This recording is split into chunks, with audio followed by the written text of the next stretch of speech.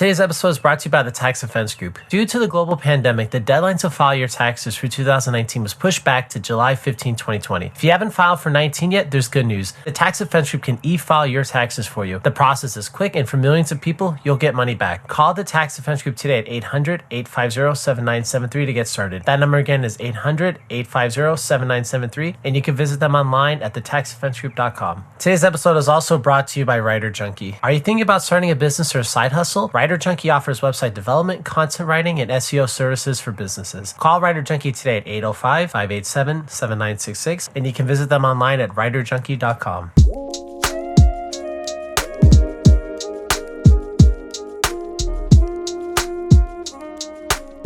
Hi, welcome to TalkSpot. This is Marcus, and today I'm joined again by Gary Wayne. Gary, thank you for coming on. Well, thank you for inviting me back, and very much looking forward to the discussion today. Well, great. Yeah, and I know last time we spoke, we kind of talked a little bit about just things kind of like in the eastern part of the world, like in Asia. Yeah, I figure that today we can maybe dive a little bit more into that and kind of, talk about who are the bloodlines there, who are the power players there, what are some of the weird things happening in, let's say, China or India or Japan, and I guess kind of go from there. Yeah, and it has, obviously, those have very rich and old histories. And I think what happens a lot of times in the West, we become too focused on the West, and not everything is sort of centered here. And what is going on and what has gone on, and what's going to go on in the future is a sort of larger global context. And we have these ancient societies that developed well before the European societies, which developed the North American societies. And we don't really talk about what are the relationships or what are the connections. And I think it's rather eye-opening when you start to peel back the onion on it. So the first thing I would say is, whether or not it's in Europe or anywhere else in the world, all the royal bloodlines connect back to genealogies to a serpent type of being and an offspring of the serpent kind of beings. And in this case, in China, it is, the dragon creators. And you could look at the Nagas that will maybe connect in here down the road, in the subcontinent of India. And as well as over there and around the world is that all of the secret societies, and there's secret societies and royal bloodline orders, and they're kind of at the top end, they're always connected to these ancient bloodlines. They all descend back to the knowledge of the dragons or to the knowledge of the serpent gods. And then they're all ruled by offspring initially in the early history of these dragon creator gods. And in China, they are, how would I put it, given a mandate to rule, and they call themselves, the sons of heaven, and they call themselves the sons of dragons. And so this is where we have to sort of tie everything back to, and that the development of the knowledge and the development of the religions led to the development of the bloodline secret societies that, have been amongst China from the beginning. And there are significant bloodlines of people that this knowledge and the religions and the power extends from. So I thought I would sort of open up that aspect of it and just see whether or not you had any questions on that before I sort of make some stronger connections there. Yeah, I mean, I guess the questions that I would have would be, like, maybe for the people that don't really know a lot about this, including me, especially when it comes to like China, would be like, who are the power players? Like, what are the family names? Like, who would be the equivalent of the Rockefellers or the Rothschilds, or who are the main power players, and kind of just even like what are their names or what are their family names? Yeah, and to do that, I'll start right at the beginning. And there's one main sort of family head, but there's many branches to this one superpower of a family that comes out of China. And in the beginning, you have the 5 emperors that are descendant from Junkie, which is the Yellow Emperor, and View the Great as it comes down, and then to the Five Emperors, which produces what they call the Shah or the Wasiya. That's spelled Z or Z. That's spelled Xia for Shah, and Washa, I guess, or Wasiya, so some people might pronounce it Hauz or Xia. And out of there, and out of one of specific of those five emperors, Zhuangzi, comes this Li name. And we have to understand Li as in L-I-L-E-E and L-I-U and a few other transliterations as it comes down through history. And that the name Xi comes out of that as well. And you have sort of two branches. One's an eastern branch of the Shah dynasties, and one is the western branch of the Shah dynasties. So when we look at the main name, it's the Li family, and it's the Li family and the Shah dynasty that produces all of the dynasties throughout Chinese history. And even when there's a change in dynasty, the founder of the dynasty will have the same Li name that connects back to the Shah dynasty. So it has a long history of it. And so when we look at Li today, just sort of quickly as who's ruling China, you have a few Lis that were involved with the rise of communist China that were in partnership with Mao. So this has a connection to secret societies that we'll get into a few minutes. But there are several Lis, whether or not it's Li Jianyan, who comes to power after Mao's death, or you have Li Peng, who is the leader of the Chinese, during Tiananmen Square incident. And now you have Xi Jinping with his XI coming out of that same heraldic patriarchal title and name out of the Shah dynasty. And he is part of the whole Li family as well. And so Li would be the most dominant name in not only the ruling class of the Chinese, but also in the secret societies and in the criminal secret societies. Do these families, did they ever branch out of China per se? Did they, for example, I don't know, were any of those bloodlines, do they ever work their way into leadership of Cambodia or Thailand or Korea ever? Yeah, so all of the other nations in Southeast Asia are branches of this Shah dynasty or the Li dynasty. And even into the Yamamoto dynasty that starts in about 600 BC in Japan, which is, again, one of the powerful bloodline families, but they still are an offshoot of the Shah dynasty. But you have all of the kingships, whether or not it's in Cambodia or it's in Thailand or wherever, and you still have some of those Lis, that are still propping up. I know Li is probably the most common name out there in the world, but there's also the bloodline part of it who continue to maintain power, and it's their genealogies that permits it. So that you would have Lee Kuan Yew of Singapore, or Li Ka-shing, which is a tycoon and relative of the Li Ka-shing who was ruling Hong Kong, to not so long ago. So these Li names continue to show up, and even to the extent where they export one of their secret societies, the triads around the world, that they'll have a Li member running all of those international triad communities. And each of the regions that has a triad in China has a Li running it. And again, all of that descends down through the bloodlines, because these secret societies are the bloodlines, the original Shah family. And the secret societies are also formed in part, and specific ones, like let's say the Red Spear Society, which brings the communists to power, but all throughout their history, organizations like that and the what's the name of it, the sword societies, the big sword societies in China, would be used to try and overthrow an existing dynasty but replace it with another bloodline of the same Shah dynasty. So you have secret societies like the Red Spear Society working with Mao to come to power.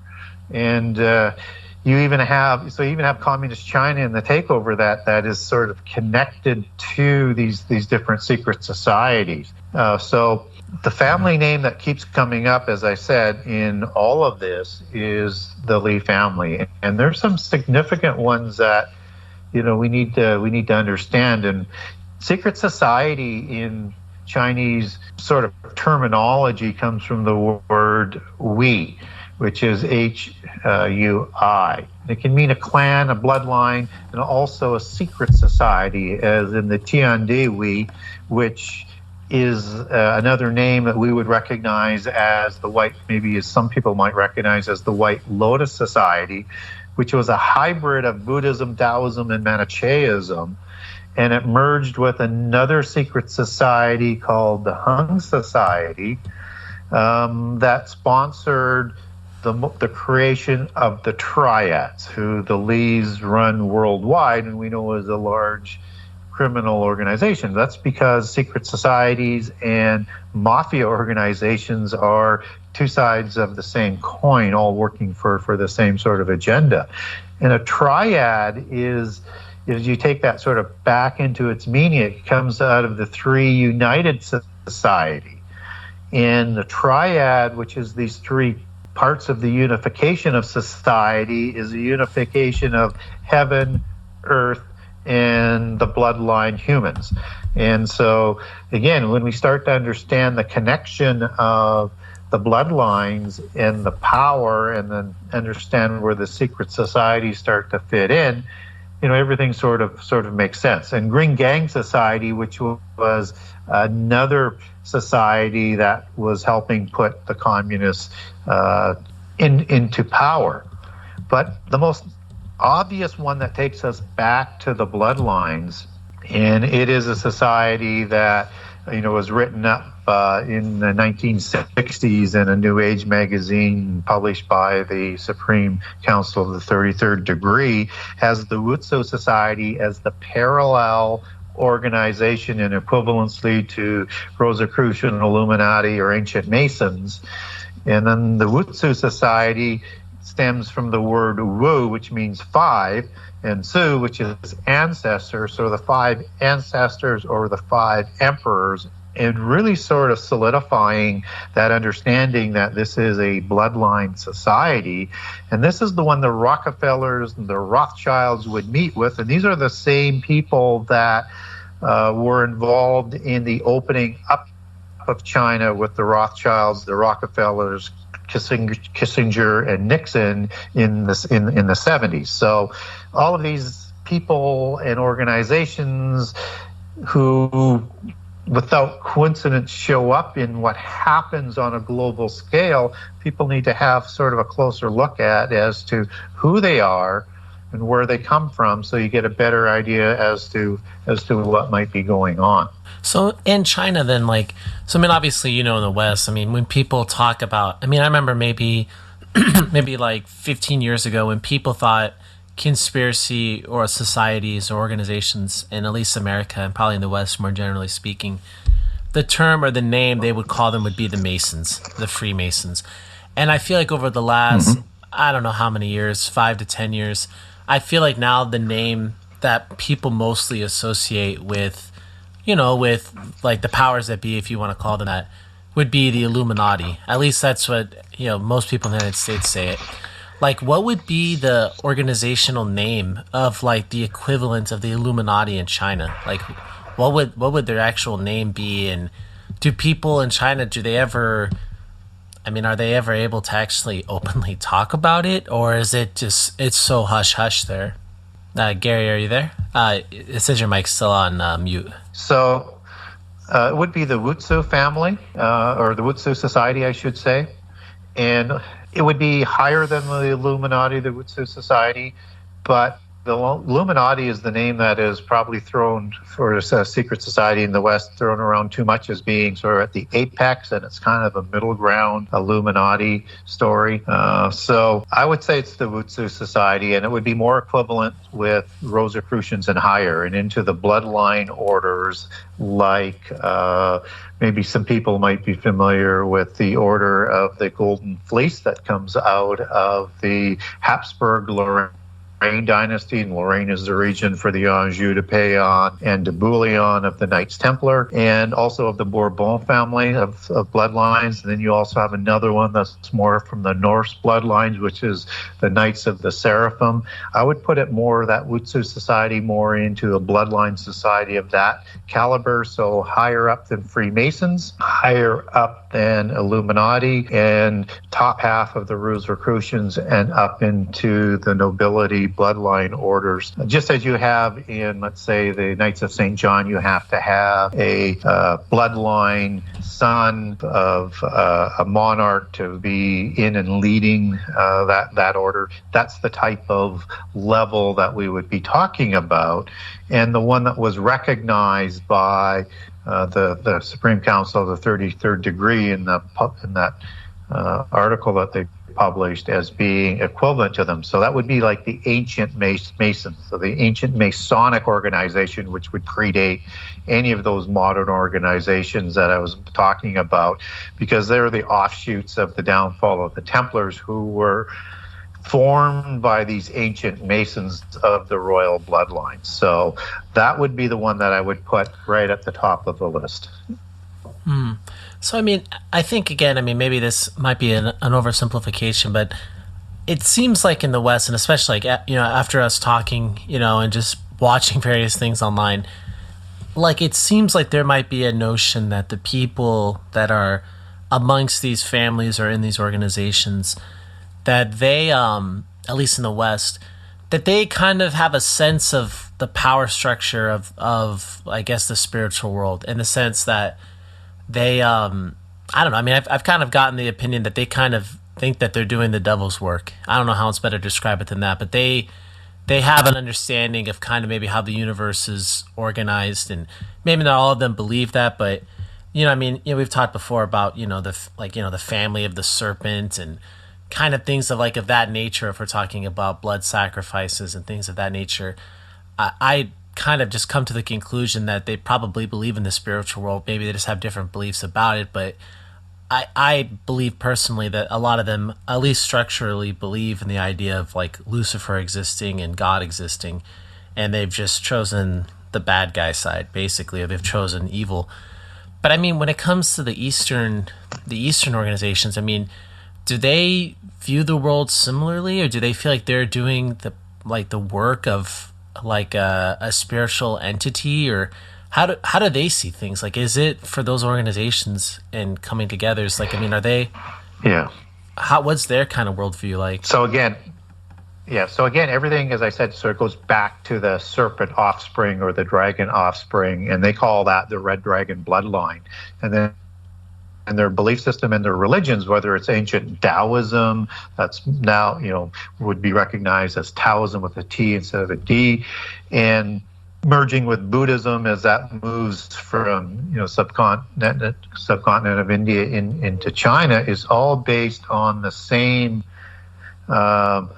ancient belief system as what is in the West. And so they you know, those organizations, those secret societies, those bloodlines use their power to, you know, develop magic, knowledge, alchemy, that knowledge that all came from the gods. And so they don't look at their history, their ancestry, or the knowledge or the gods that they are worshiping and doing work for are evil. Both in the East and both in the West, they recognize that pantheon of gods as being the sons of light, the sons of God, the sons of heaven. And these are the good gods that they are working for, and they're working for a future to be in communion with these gods and ruled by these gods, and then free from what they would call the evil god of the Bible, who enslaves people, as they would say, in the physical world and in a state of ignorance. So they don't look at themselves as doing the work of the evil one. We're talking about the same individuals, but it's sort of the opposite side, the inverse side, that they think they're the good guys and they think Christians are the evil people, and Christians think they're the evil people and that Christians are the good people. So it depends on what you actually believe. But all the players in the history and what's going to happen is very, very similar. They just have a different lens on how they view that. That's very interesting. But, I mean, for them, the gods that they're worshiping, I mean, Christians would consider them demons, right? Or descendants of demons. Well, they would look at, the gods that they're worshiping as equal to the God of the Bible. The God of the Bible is going rogue, that he created this monotheist religion to worship him, and it wasn't anything that he was actually sort of permitted to do, and that he is no more powerful than, let's say, Lucifer or Satan and some of the other angels with them, that he is one of many. He just has gone wild and is arrogant. That's their view of the God of the Bible. So again, it all depends on what lens that you're looking at through, and everybody has to make kind of a choice in this world, because we're presented this information around the world that is a common sort of inheritance. And so you have in polytheism this dualism aspect of the religion, where you have good versus evil, just as we do in the Bible, except that they're in perpetual war and conflict forever, and that neither one is more powerful than the other. It's the yin and the yang, of the Eastern sort of belief system. The dark force and the good force that we see allegorized in the Star Wars movies, that continues, and nobody ever gets the upper hand. But in the Christian belief system, there is a resolution to that, and God is more powerful than the omnipotent God of the Bible, and there's a resolution to this where the rebellious ones will be dealt with in the end time. But in the polytheist belief is that all they're trying to do is win a realm away from the God of the Bible to live on their own and not under God's rules. That makes sense then. So, I mean, when it comes to, like, again, I guess, let's say China particularly, but maybe even, I don't know, India or Japan, I mean, do they, like, I mean, you've probably seen this, I mean, over the last, I don't know, however many years you want to say, 20 years, 18 years, however many years, I feel like there's been, ideas about talking about secret societies and Skull and Bones and Freemasons and Illuminati and all of these things, the Rosicrucians and everything. Like, I feel like that stuff has kind of become mainstream in a certain regard. Like, maybe for certain individuals, like maybe, if I'm looking at like a chart of different age brackets in the West, maybe the people that are 65 and older, maybe they believe these things less, but certainly younger individuals, these ideas of, what people would consider wild conspiracy theories. I mean, a lot of people now at least will entertain the idea of hearing them out. And again, I don't know how recent of an event that's been. I don't know if that's just been this whole century or not. But, like, I guess in those countries, like in the East, I mean, are they as widely discussed by people, like the population in general? Or, I guess it's hard to know, because, you don't actually live in those countries, and you're not like, like you didn't grow up there. But I guess, how do those people, like, how do they view this power structure? I mean, do they even know that it exists? How do they interact with I would say they would know. I would say they would be more well aware of of those different classes of people. In fact, like their societies, were developed into, four different classes, and you had the ruling and the warrior class, and you have the priest class, which is all the nobility and the elite of the bloodlines, and then you have sort of this mid-range, which is the merchant class, who are trying to find a way to move up into the upper two classes through intermarriage and stuff, and then you have all of the poor. The only difference in the West, in terms of how that was imposed, it wasn't sort of made in those clear distinctions, but you still had the ruling class of the kings and all of the relatives, which would be the nobility class, and you had the ones running the religions, which were, whether or not it's the Roman Catholic Church or any of the other religions around the world in terms of the West that were in power. They were represented with bloodlines, like you have like the black nobility, like the Orsinis and the Borgias and so many others that produce a lot of the popes down through the Roman Catholic reign, and that is not unusual. Just as you have the secondary siblings in orders like the Knights of St. John, and they report to the Pope, and those are all related to many of the other night orders and spy agencies like the CIA, which is another sort of rabbit hole to open up, but they sort of all kind of work together in the back channels of getting things done around the world. So I think they have a better understanding of that and have accepted it more. And again, you have that same sort of class system that's really emphasized in the subcontinent of India, where you have, like the Singh family and the Khan family that are still very prominent names around the world, and you have the Aga Khan, which is sort of part of that mixture of East and West, and understanding that ancient Hinduism sort of came into India through the Aryans, and that's as you understand the history of religion in the Mesopotamian region, particularly just after the flood, you have Zoroastrianism, which is part of that Aryan religion and sort of the Western version of Hinduism, which is why so many of the gods and the names and the doctrines are the same.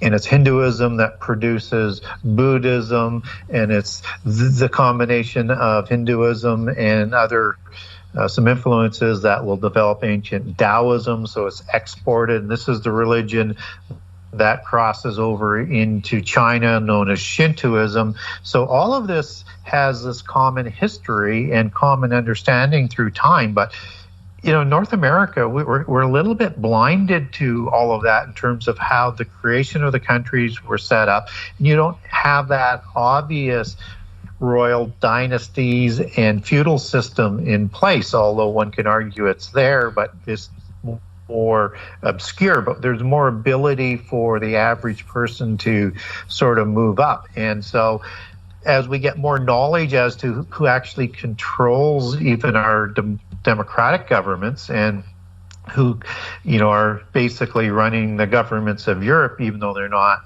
officially looked upon as the royal families, it's the same sort of bloodlines and influencers and this elite status that are still running things, just from a different sort of methodology than what would have been very obvious even to Western people from, let's say, about 1700 and before. Well, that's a really interesting point that you raised, is the idea of, I think a lot of people might not really realize that, especially in India, but even in China, that it is very much a class system. When you're kind of born into a status, you're kind of looked upon in that way, and it's very, structured or, rigid in that regard. But at least in the United States, and I might just go on a limb and say for Canada as well, there's a little bit less of that. Maybe to get to the uber wealthy and uber elite, maybe you have to be connected to somebody or something of that nature, or oftentimes they are. But if we're talking about something like being an individual that makes $1 million a year in the United States, I've met plenty of people in my actual life that came from lower middle class or working class that were able to do that. And they're able to live life. It's not like this thing. It's like, oh, well, they had to marry this person, or they had to do this or do that, or be blessed or whatever. It was just kind of, they had a business and they did this, or they had some kind of skill set, and then they got a really good job. And I think that maybe that is one element that is probably different between us and India and China in that regard. It's just, I don't know, not everything seems so connected to society. So I guess that's why I was kind of asking about that idea about how do these secret societies interact with people. But kind of like what you were saying is that when things go back so far and people are just so used to it, they probably, maybe it's not even a secret there. Maybe it's just the elite society. Yeah. It's just the way it is, right? So when we wake up in North America and we find out that, Freemasonry produces most of the politicians, and that it's the Ivy League universities of Yale and Harvard that produces all of the people going into the CFR and into the trilateral organizations and all the different. Then we start to say, well, wait a minute, how different actually is it? Yes, it is still different than Europe, and still way, more, as you say, easily for us to move up into society if we work hard then around the world. But one wonders whether or not, as we look at the movement that's going on today, was whether or not they're trying to peel that back, that they're trying to institute that feudal system again and push us back down. And that's the thing that we need to fight against. But I do think that it is more accepted, around the world. And even if we look at First Nations in North America, they're set up on that same four-class system as well. And you can see that quite evident within, the sort of the shaman class and the chief class that are all hereditary blood governors of those tribes, although we're starting to see some First Nations that are having elected chiefs, but the most dominant number still are those bloodlines, and you still have that cultural society that was set up. And before the Spanish came to, and the Portuguese came to Central and South America, you had the same type of system that was set up there. And to some degree, it remained even more so than in North America, but less so than in the rest of the world. And a lot of people think that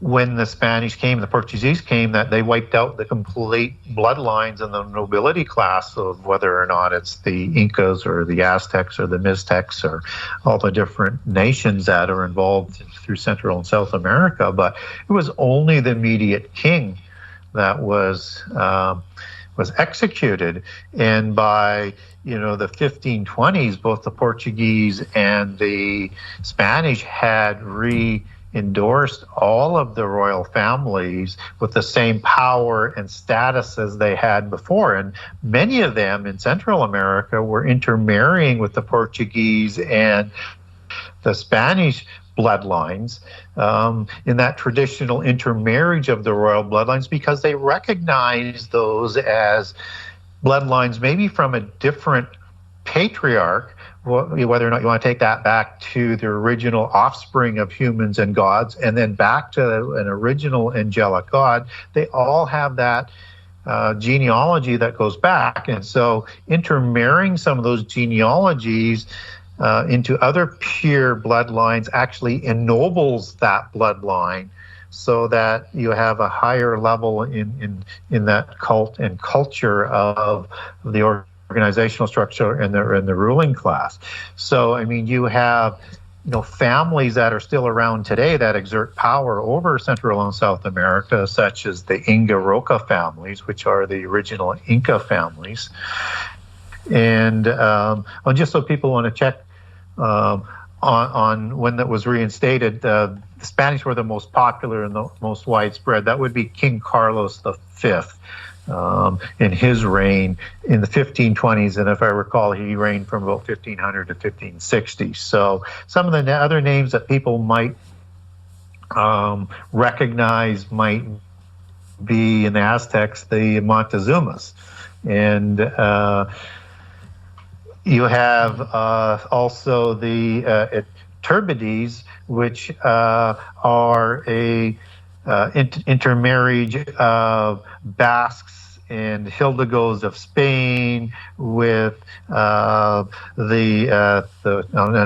know I'm gonna butcher this name, but the Tlaxcalans that made up this sort of hybrid race, and along with the Villagomez of the Mixtecs, and who were part of the pure Amerindes or the Diaz, which also mix into some other bloodlines through the Diaz bloodlines.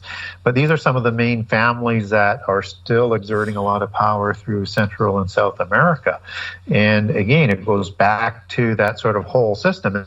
And again, you had that same priest class, and you had that same royal and warrior class, and then you had a merchant class, and then you had the slaves, right, that were doing all the work for the upper class. So very common organizational structure around the world that was only broken in the New World. But I think we're as I said earlier, I think we're on the edge of seeing that being rescinded. So, I mean, yeah, I mean, obviously with all the craziness going on, I mean, I think that it's fair to maybe kind of at least, breach the topic a little bit. So I guess maybe in simple ways, and maybe we can dive a little deeper. The best case in your mind, what is the best case scenario for most people as a result of the virus and the civil unrest that's kind of been happening largely in America, but in other countries? Like, what's the best case scenario that average people can see from this? And what's the worst case scenario that could happen for people? And I'm talking, like biblical prophecy sense of the word, or, just people's lives being,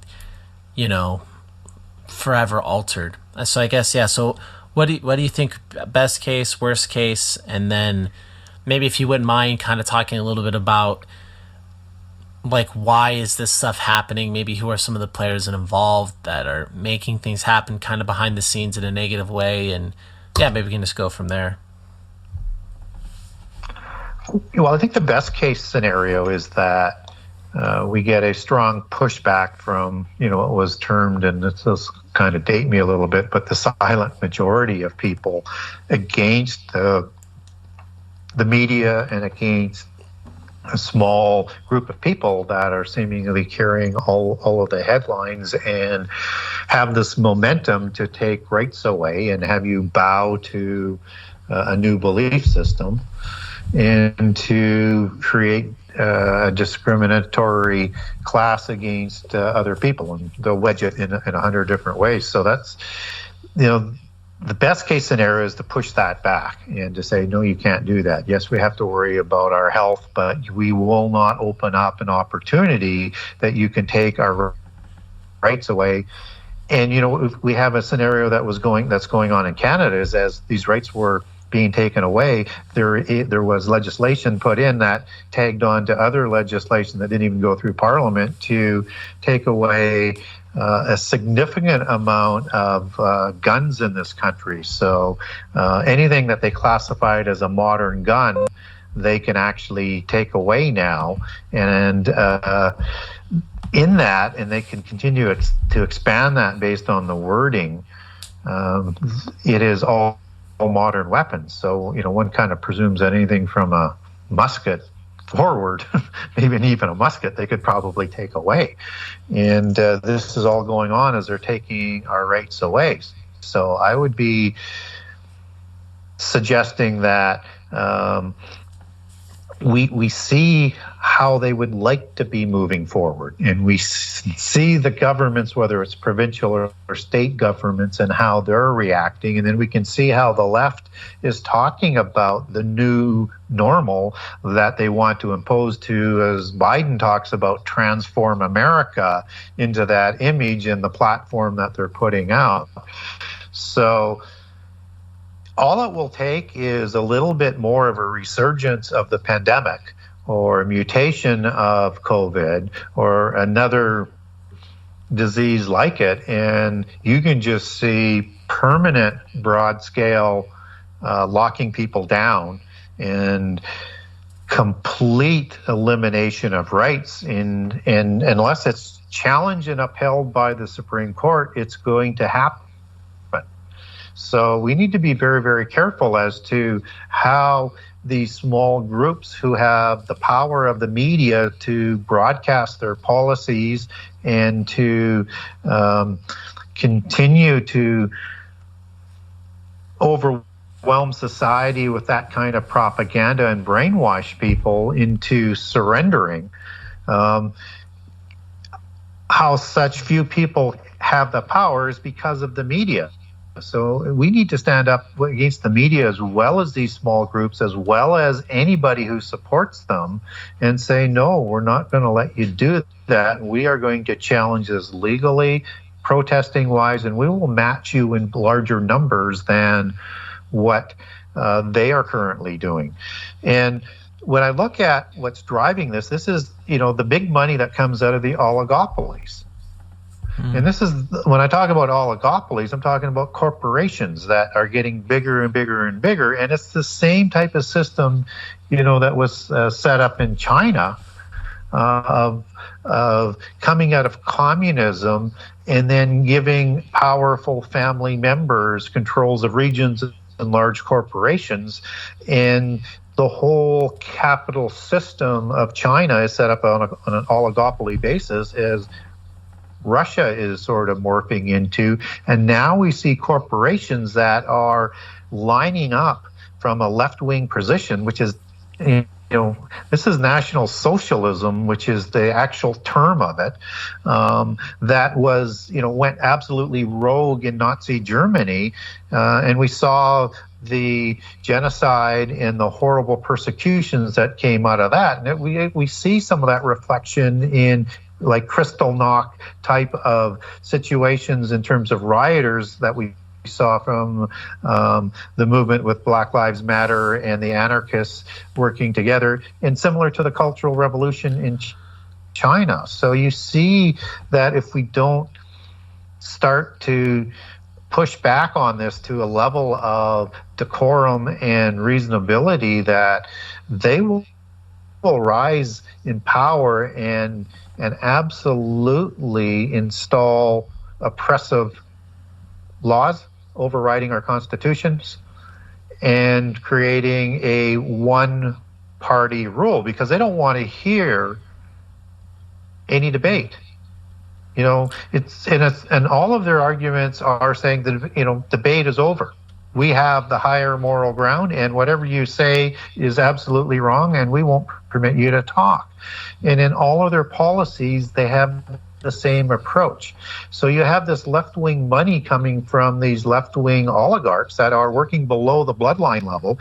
But if you look at the Bilderbergers bringing in people like Bill Gates and the Clintons and all of the new money, they're running out every year with the marching orders to fund the programs and the organizations to reduce the United States to a lower level of power within the country and within the world, so they can bring about world government and a universal religion. So that's the worst case scenario, and that's what they're trying to bring about. But I think that's really fast. But if we stand up, they can't. I think it's really a fascinating point that you raised about, again, just being like an American and just kind of more digesting, just kind of corporate policies in the United States. And these large corporations, don't get me wrong, like I believe in like the free market, and I believe that, corporations and companies should have the ability to grow and to exist. But there's a difference between, being told, okay, you're able to grow your company, you start off small and then eventually you get a warehouse, then 2, then 10, then 20 or whatever. There's a difference between that and then what we see now, where like you look at certain companies like an Amazon or, Facebook or Google, or there's other companies, and maybe not even just tech companies, but you see the preferential treatment that they get from the government. You see the fact that they're in the White House, they're talking to this politician, they're talking to that politician, and, they donate to Republicans, they donate to Democrats, and they're the ones that are really, I just keep thinking, especially over the last couple months or so, I think that some of these corporations are involved in promoting messaging and just saying things that I think that it just makes me think to myself, I'm like, like that old Lenin quote or something like, the capitalists will slay the rope that you're going to use to hang them.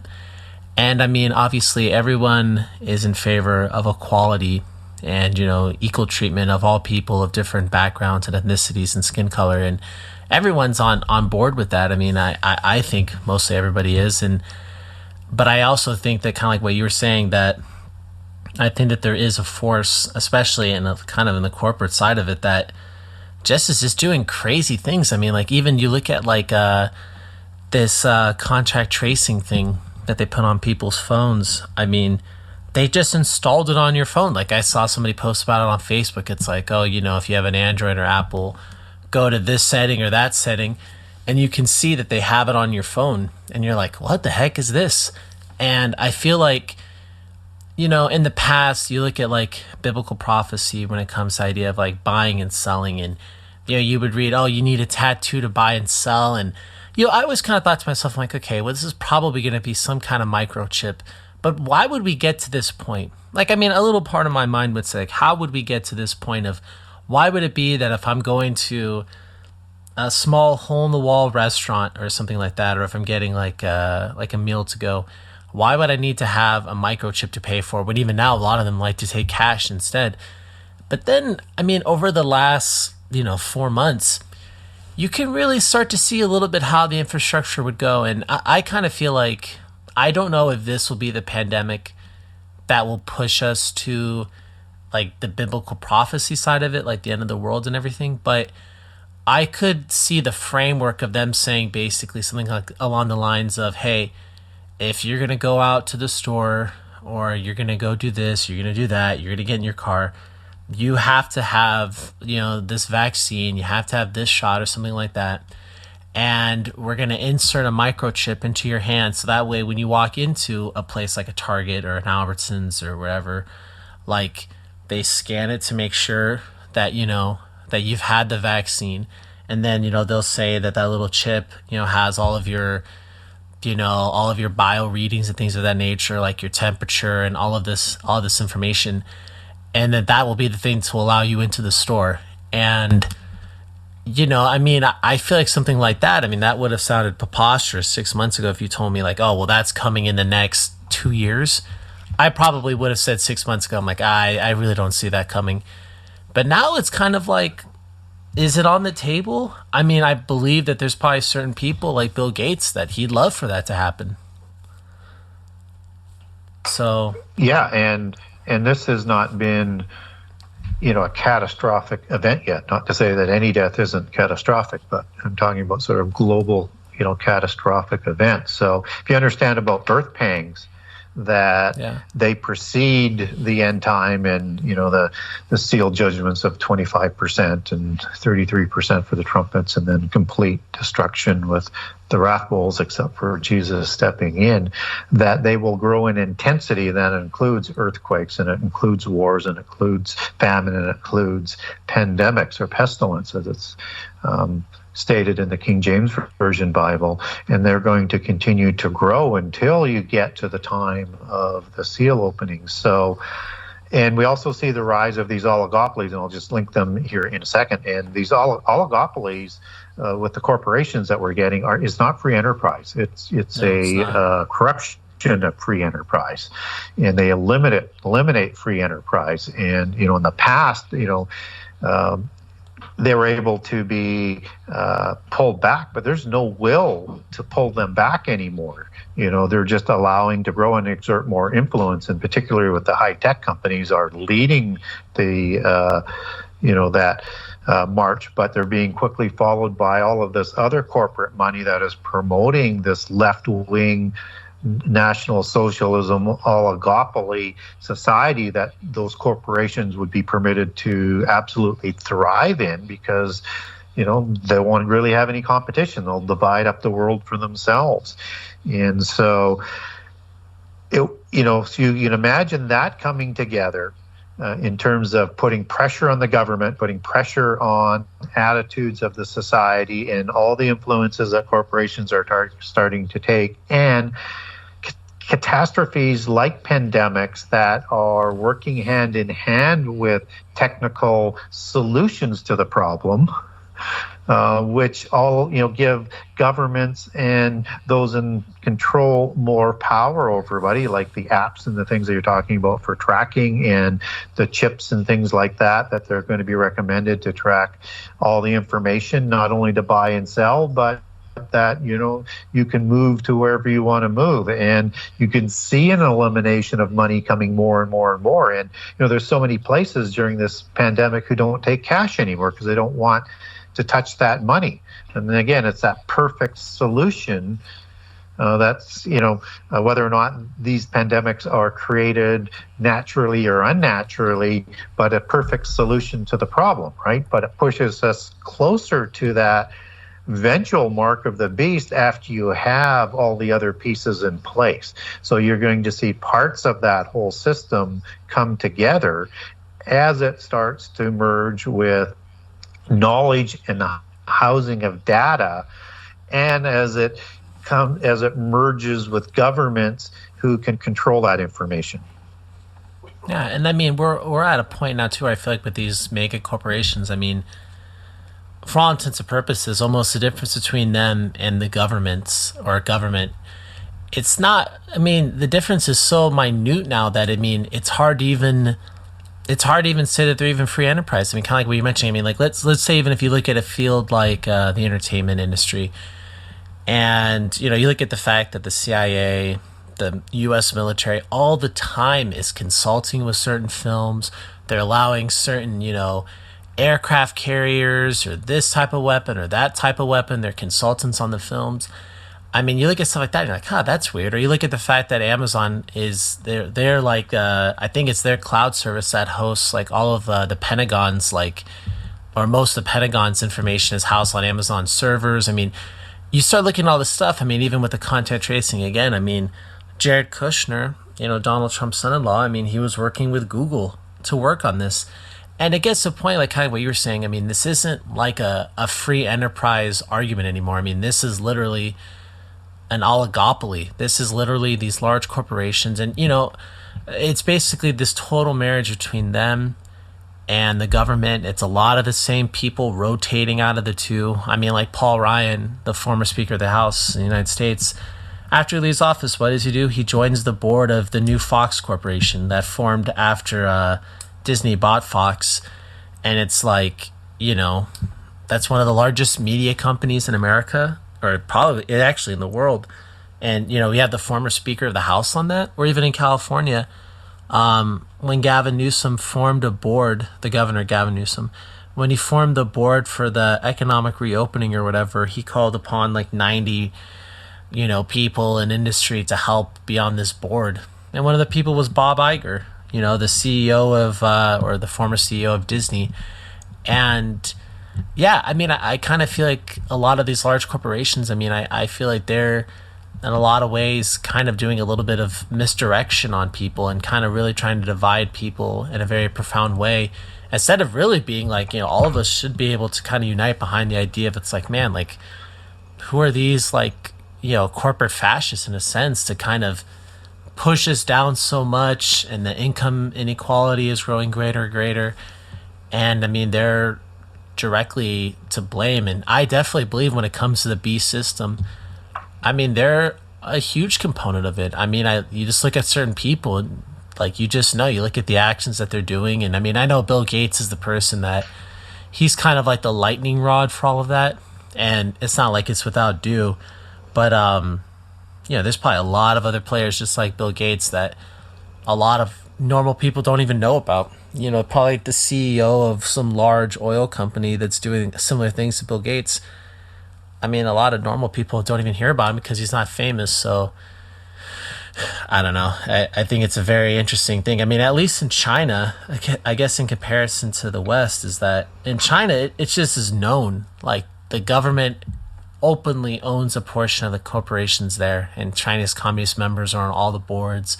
In order for your company to be very successful, you have to be a part of the Chinese Communist Party. And, in the United States, and again, I mean, maybe this also applies to Canada and Western Europe, I mean, there's kind of like illusion where it's like, oh, well, we can't tell them to do this because, they're their own company. They do their own thing and, we can't violate their rights. But in reality, it's like, you guys are so chummy. You're basically one and the same thing anyways. And you guys donate to both parties and both parties can say whatever they want to. But when it comes time to act and when it comes time to favor large corporations, I mean, these politicians, they know which way the wind blows. I mean, I don't know. I guess maybe that was a little bit of a diatribe, but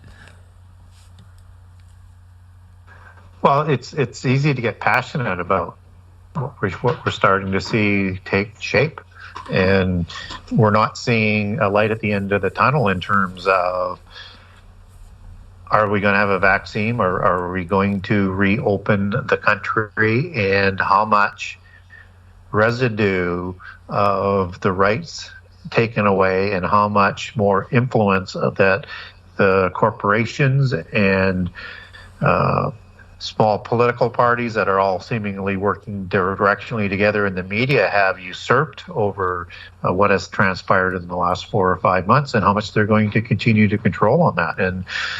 But no matter what, everything is advancing directionally in a way, whether or not we have a pandemic or not, and it was going on beforehand. We just saw a ramping up of the agenda through a catastrophe. And I would expect that any catastrophe, whether or not it's financial, whether or not it's war, whether or not it's terrorism, whether or not it's a famine or an earthquake, whatever it will be, we'll see more of this, because they saw how much that they could take in one go around with very little pushback. And I think we're going to see more of that. See, that's the thing that I'm concerned about too, is I don't know if what we're experiencing now will usher in the end of days, so to speak. I'm more thinking, okay, 10 years from now, let's say that another pandemic arises and that the death count is actually more akin to what we were told that the virus is going to have, the current virus. That's where I'm thinking, okay, I could totally see the groundwork's laid. People are going to already psychologically be in that place. And then, you add in something, this would be horrible, but, let's just say in the United States, if there was literally tens of millions or 50 million people died from a pandemic,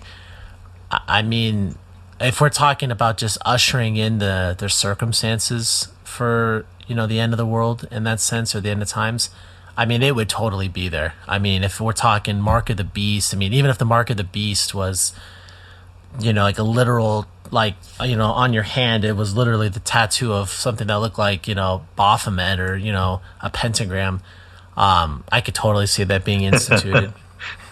Like something just so overt. And people would take it, right? So yeah, and it would be so in the right overt. circumstances, they would take it. So yeah. All right, Gary. Well, definitely. Well, thank you. Thank you so much for coming on. And definitely, I learned a lot of things, and I thought it was good to kind of discuss, parts of the world where it's just not really talked about, and it's just, I feel like when it comes to the New World Order and just all of that stuff, oftentimes we think of only the West, but there's other parts of the world too. It is, and we need to think about this New World Order as a whole global order. And so when the Club of 300 splits the world up into 10 groups of nations, we need to understand that, and that when we look at prophecy and we see those 10 groups of nations as they come together in terms of Babylon and the seal openings and everything else that goes into it, there's also the kings of the East we need to keep in mind that, show up for the Armageddon battle. So this is a worldwide thing, and it would be good for all of us to have a wider perspective as to global events and the entire meaning to it. So would be what I would advise people to do. Great. All right, Gary. Well, definitely. We'll have a good rest of your day, and I will talk to you later. Well, thank you, and thank you for having me.